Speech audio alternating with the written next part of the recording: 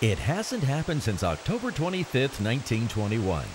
That was the last time Pinellas County experienced a direct hit by a hurricane of any magnitude. We've had a lot of close calls, a lot of near misses, a lot of flybys and bad weather, but the worst of it has gone elsewhere these past 90 years. But what will this season bring? That's always the big question.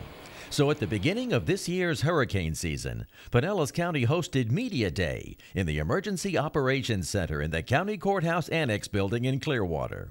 The major purpose of having the media in at the beginning of hurricane season every year is, first of all, to make sure all their equipment still works, that they know how to find us, that they're familiar with our policies, procedures, how we work, what they can expect from us, because we don't want the first time for them to be here to be when we're under the threat of a direct hit of a hurricane.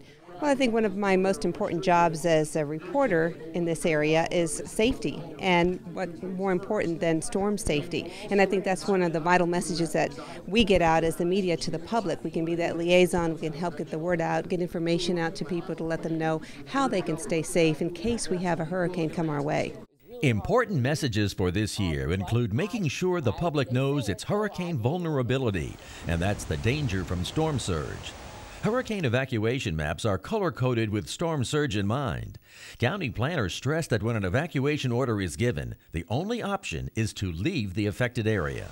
About a swimming pool size area of water, of seawater, weighs approximately 294,000 pounds.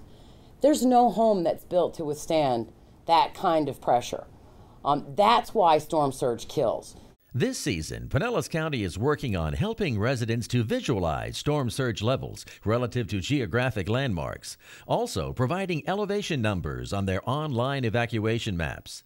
For those in non-evacuation levels, the message was to protect their structures from the wind, also to lay in at least a week's worth of hurricane supplies. If you want to really prepare for a hurricane, turn your power off and spend a weekend at home.